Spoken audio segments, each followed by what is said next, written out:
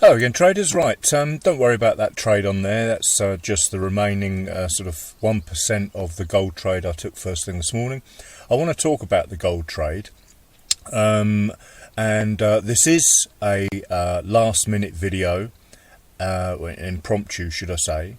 As always, I used to make a video when I had a coffee, and as I've got a coffee cooling by the side of me, I thought I would put a video together. So it's about this morning's gold trade, or the overnight gold trade, should I say. So I was studying the charts during the Asian session, missed this move because I was asleep, woke up for various reasons, and could see price around about this level here. So if we zoom out a bit, we can see... Sorry, I've got a conflict of indicators which is making the charts slow to change over. But we can see what this big long line here is. It's just that downtrend. I've got an uptrend. We've got a convoluted 2B. I won't change the time frame again, but this will be a 2B on the H1 or H4. There was no reason to consider shorting this, so it was just a question of waiting to take the long. So as a scalper, short-term trader, I do not want to take chances on entering a trade, expecting it to do what I thought it would do, but with huge stops and all the breaking the rules, basically. You know, I know what's got to happen. I know this is not tradable when it's red. So when all this is like the TMA slope is like this, there's not even the remotest chance I want to be trading it. We can clearly see what's going on with the RSI histo. So this was the point of this video, really, because everything is second nature with trading to me now. So waiting for this to just look right, and the RSI histo to give me a bust, pullback, break and close. So even if we considered at this point here this to be a bust, all this to be a bust if you like, bearing in mind this isn't correct, so it's way out, then all we've got to do is wait for price, we'll forget about the TMA slope for the moment, is to break above that high there. So let's draw a line on that high.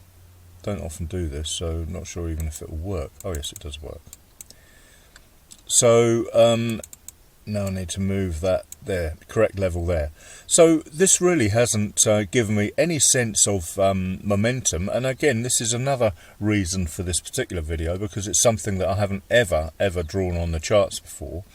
But I'm not interested in this here. Bearing in mind the TMA slope belt and braces looks wrong as well here.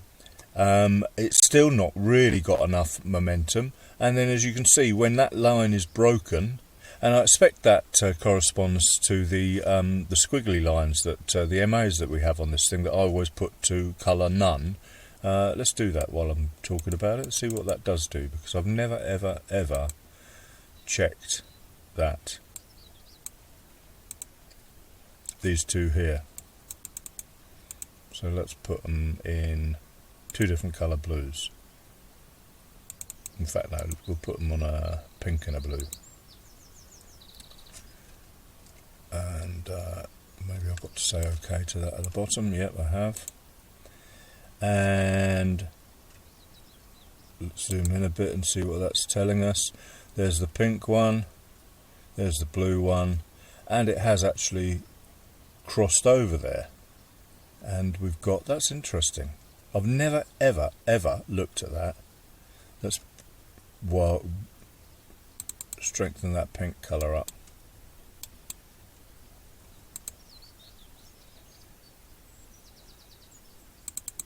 Make it solid. Make it indigo, or magenta should I say. Go for that one. So iffy, strong cross, up it goes.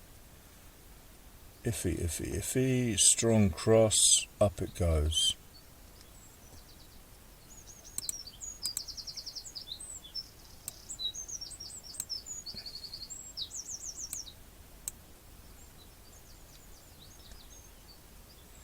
cross up it goes,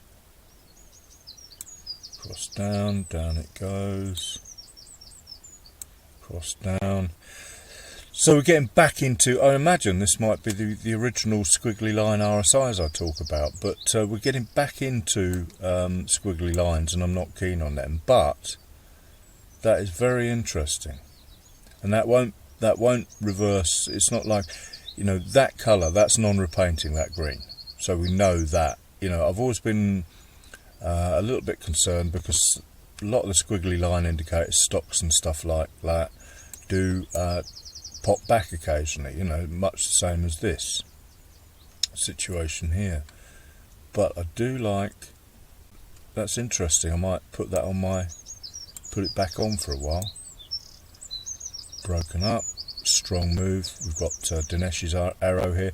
So anyway, we're getting back to this gold trade, gold plan. It was a plan, and that's the whole point of this video. It was a plan to wait for the RSI histo bust, break and close. That's annoying me now. But it does look interesting. Sorry to digress there. So we've drawn a line on here, and I want to see something looking strong, a bust up, pull back, break and close. And as you can see, when it did finally bust up, and those squiggly lines agreed with us, up it went. And you know, we've got a 3CR involved there as well.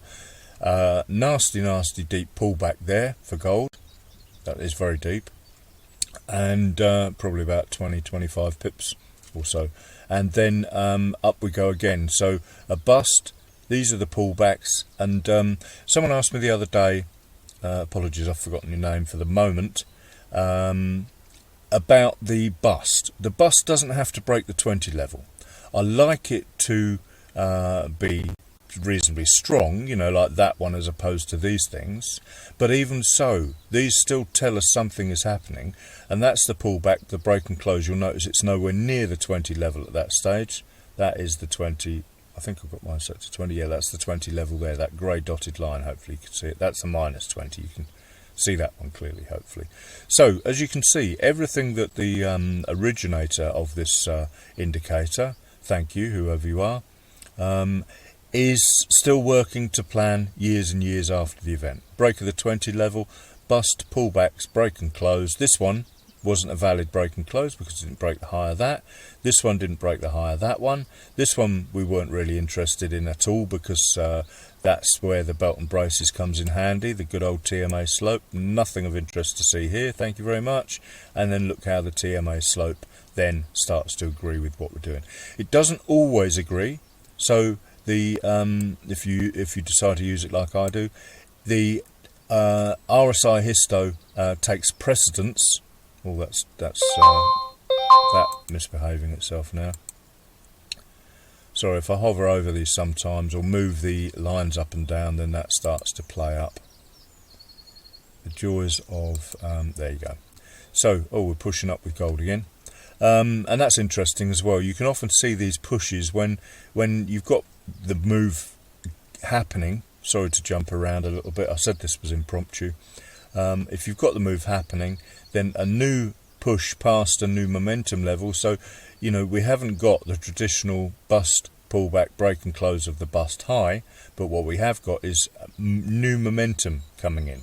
And this is where you can flip between your different time frames and check that the momentum is growing on all the time frames. Like in this instance, we're on M15, M30H1, and that's going back to multi-time frame RSI histo momentum analysis at the close of an hour. I don't know what time we are now, 8:41. So when the hourly closes, if this closed green, suppose it turns from red to green on the hour, then you drop down to the 30. If that's turned from red to green on the 30-minute, the close of the hour, that 30-minute bar, and same with the 15. If they all agree, they've gone from red to green, then they are all in agreement with the momentum.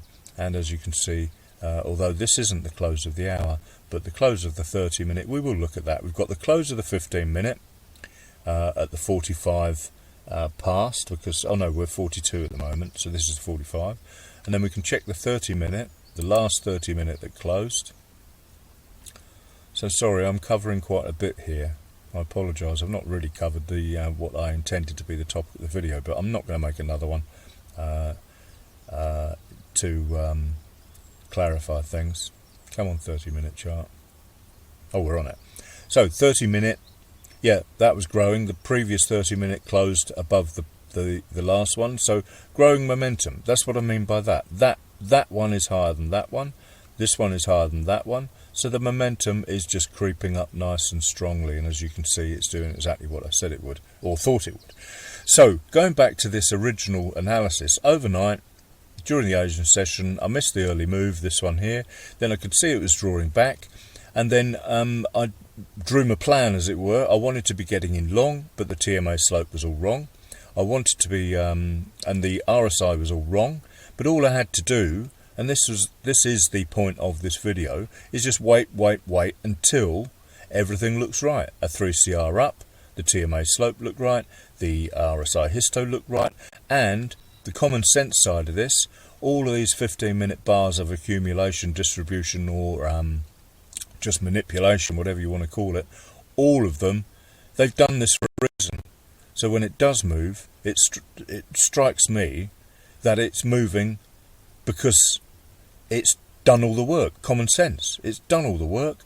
So when it's ready to go, it's going to go.